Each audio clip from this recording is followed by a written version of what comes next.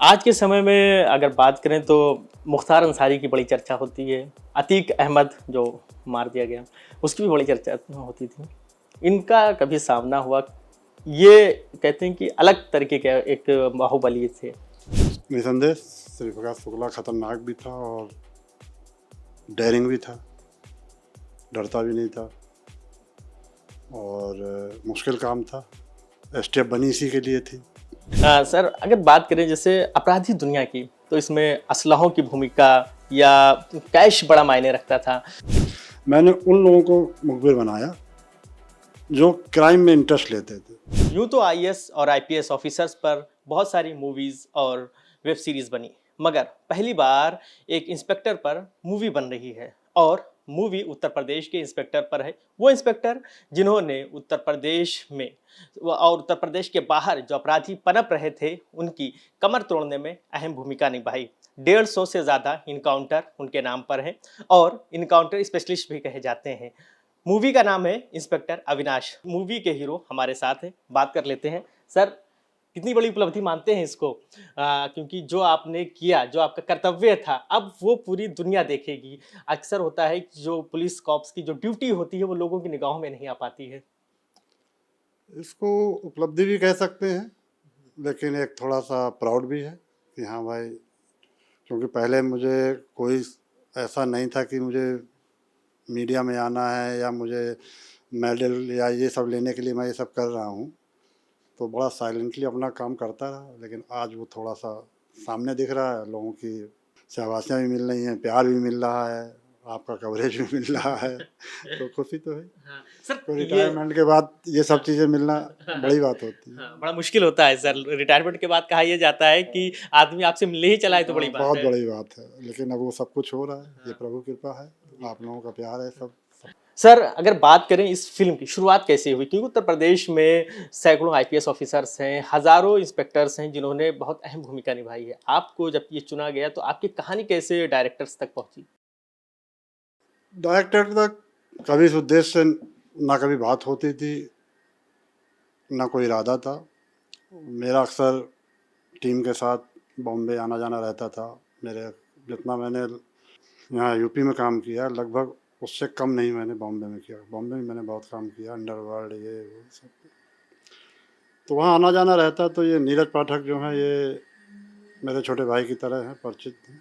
तो इनसे मुलाकात होती थी और कहानी किस्से सुनाए जाते थे टाइम पास करने के लिए। मेरे बेटे ने एमबीए और बीटेक कर रखा था, वो जॉब नहीं कर रहा था, उसको पता नहीं क्या फीलिंग थी। उसने एक अपना प्रोडक्शन हाउस बना लिया, फाइनेटिक मीडिया। और उसने नीरज जी से अपना अंकल अंकल अंकल करके, अंकल कुछ करते ना पापा के लिए ये वो। तो मैंने पूछा क्यों भाई, क्या यार क्यों? बोला करते हैं, पापा को वो सब मिला नहीं जो मिलना चाहिए था। उसने बहुत सारी चीज़ें देखी, परेशानी देखी, संघर्ष देखा उसने कैसे हम प्रमोशन के लिए मुझे कोर्ट से लड़ना पड़ा, कैसे मेरी सिक्योरिटी चली गई, विदाउट सिक्योरिटी घूमता था। तो उसको लगा, तो उसने कहा बनाते हैं। तो उन्होंने नीरज जी ने मुझसे पूछा, मैंने कहा यार वो नौकरी तो कर नहीं रहा है, उसकी इच्छा नहीं है, चलो इसी लाइन में डाल लो, बना लो तुम लोग। तो नीरज जी ने मेहनत की, राइटिंग की, सब लिखा उखा। रणदीप मुझे पहले से ही पसंद थे, रणदीप को लिया गया। और फिर नीरज जी ने अपना कुछ प्रयास किए। जियो ने कहानी सुनी, जियो स्टूडियो ने ओके कर दी, चल दिया, आज पर्दे पे आ गई। अगर बात करें आपने जिस तरीके से लगभग 35-36 साल दिया है यूपी पुलिस में, सर एसटीएफ का भी जब गठन हुआ उस वक्त भी आप थे।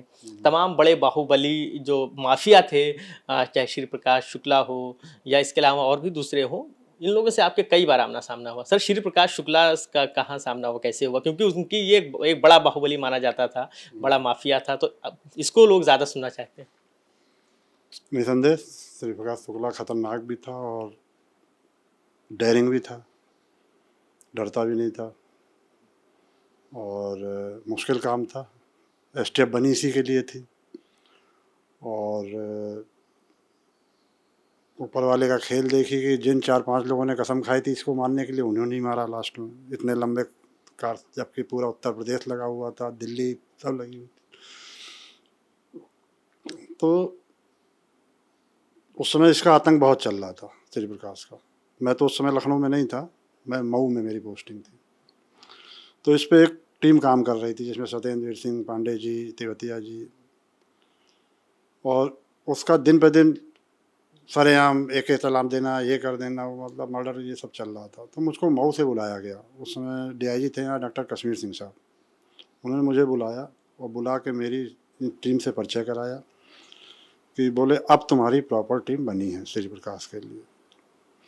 फिर उसी के बाद ये माननीय मुख्यमंत्री जी कल्याण सिंह जी का चल गया कि उसने सुपारी ले ली है।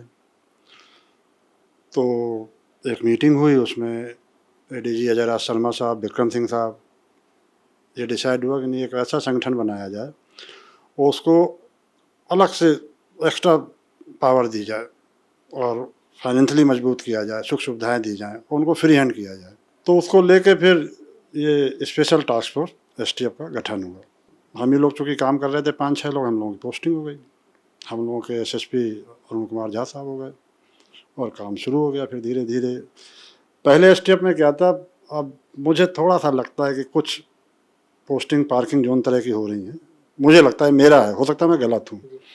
लेकिन उस समय कोई भी आता था, चाहे कांस्टेबल आवे, चाहे इंस्पेक्टर आवे, चाहे सीओ आवे, उसमें से जो टीम मेंबर होते थे किसी ना किसी को गारंटी लेनी पड़ती थी, उसको रिटन में देना पड़ता था कि हाँ सर ये बंदा है, ये एसटीएफ लायक है और इसकी गारंटी हम लेते हैं। उस तरह ज्वाइनिंग होती थी एसटीएफ। अब पता नहीं कैसे होती है। सर ज्वाइनिंग भी काफ़ी टफ होती थी क्योंकि किसी की गारंटी लेना ये आसान नहीं होता है। तो सवाल ये है कि जिस तरीके से ये हुई, फिर मुन्ना बजरंगी भी एक बड़ा माफिया था, उससे भी आपका सामना हुआ। सर कहा ये जाता है कि मुन्ना बजरंगी का जब मुठभेड़ हुई थी उसको कई गोलियां लगी, फिर उसके बाद जब उसने आंखें खोल दी, ये वाकया क्या था सर? ये हम लोगों की टीम थी, एसटीएफ की टीम और सेल की टीम थी, और दिल्ली में मुन्ना बजरंगी और उसके साथी गुजर था, उससे मुठभेड़ हो गई। मेन रोड पे क्रॉस फायरिंग हुई। क्रॉस फायरिंग में ये दोनों मारे गए।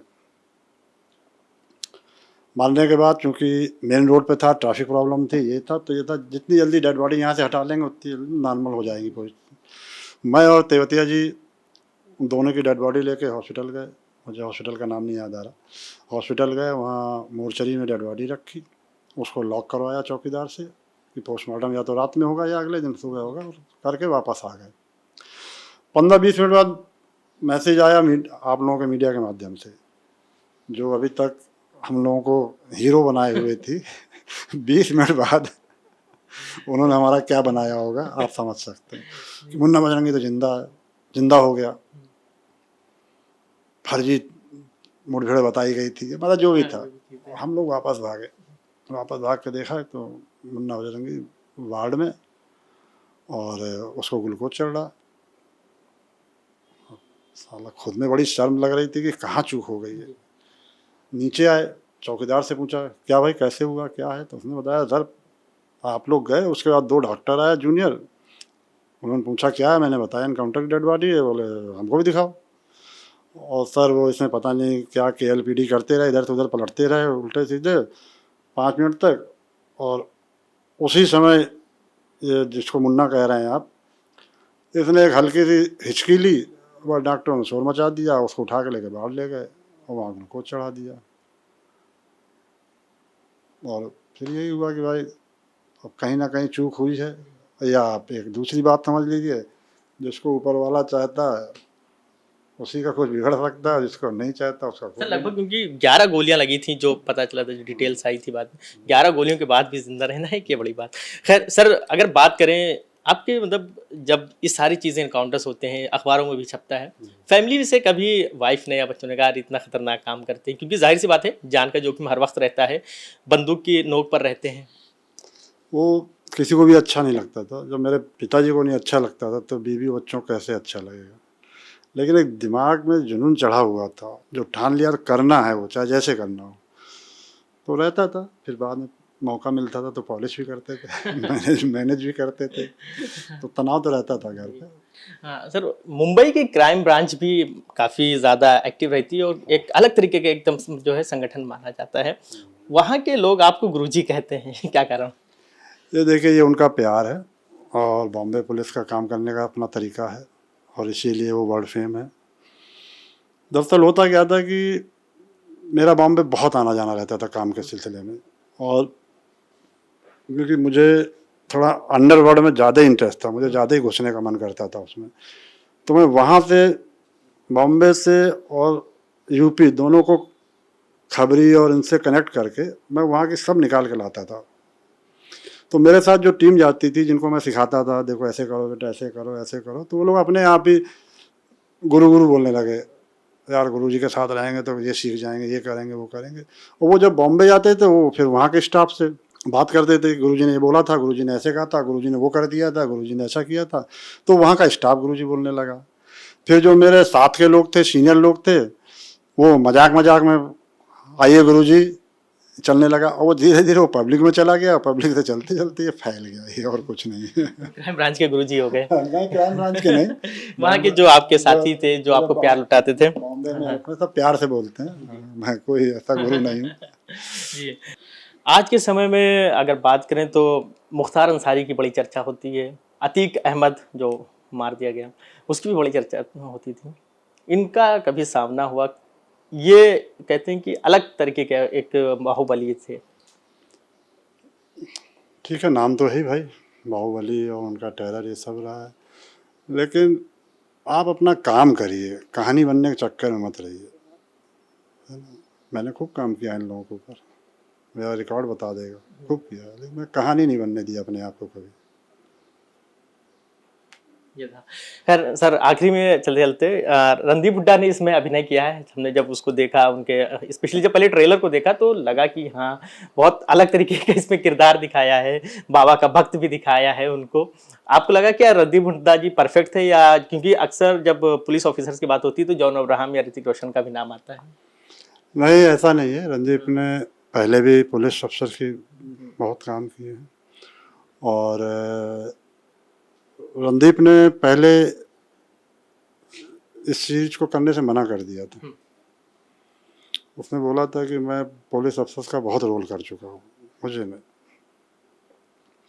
तो हमारे नीरज जी हैं, बड़े जुझारू किस्म के आदमी हैं, उन्होंने कहा नहीं यार रणदीप, तुम एक बार अविनाश जी से मिलो फिर मना करना। मैंने कहा ठीक है सर, मिल लेते हैं। तो हम लोग मिले, तो रणदीप ने 2 घंटे मेरे से बात की, बोले करना है सर मुझे ये। और फिर उसने इतनी मेहनत की, पर डे 8-8 घंटे बैठ के रिकॉर्डिंग करना मेरी बातों के, छोटी छोटी चीज़ को, जैसे नहीं नकल उतारते हैं बच्चे, वैसे ही मेरे सामने मेरी नकल उतारना, है ना। जैसे मान लो मैं बैठा हूँ, मैंने कुछ किया तो वैसे ही करता था, फिर बताइए सर, मतलब मेरे सामने ही मेरी नकल करता था। बहुत मेहनत की उसने, और वो अपने हर किरदार में बहुत मेहनत करता। निसंदेह दुर्भाग्य है कि आज वो उस पायदान पे नहीं है, लेकिन ईश्वर चाहेगा तो उस पायदान पे भी जाएगा। और गुरु भक्त भी हैं हमारे जो गुरुजी सीरीज में दिखाए गए हैं, उन्हीं के ये भी भक्त हैं। अंत में चलते चलते सर, इसको मूवी के आने के बाद जो आपके टीम थी उस समय, आप उसमें जो भी आपके सीनियर जूनियर्स रहे हो, आज उनके फ़ोन कॉल्स आ रहे होंगे, किस तरीके का उनका सर क्या कह रहा है, क्या मतलब किस तरीके का उनका रिएक्शन है? अभी मेरे जो साथ में लड़के थे वो बहुत खुश हैं, बहुत प्रसन्न हैं, और जो मेरे सीनियर रहे हैं वो मैसेज उनके आ रहे हैं, तो अच्छा लग रहा है। सर, बातचीत के लिए शुक्रिया। धन्यवाद। तो ये थे हमारे साथ इंस्पेक्टर अविनाश, जिन्होंने एक लंबा समय यूपी स्टेफ में दिया और अपराधियों की कमर तोड़ने में भी लगाया है। आज वही कारण है जो इन्होंने मेहनत किया था, उसका फल इस तरीके से मिला कि रिटायरमेंट के कई साल बाद अब इंस्पेक्टर अविनाश फिल्म आई और पूरी दुनिया इनकी कहानी को देख रही है। वीडियो जर्नलिस्ट मेराज खान के साथ फरीदुल हसन, #भारत न्यूज़ लखनऊ।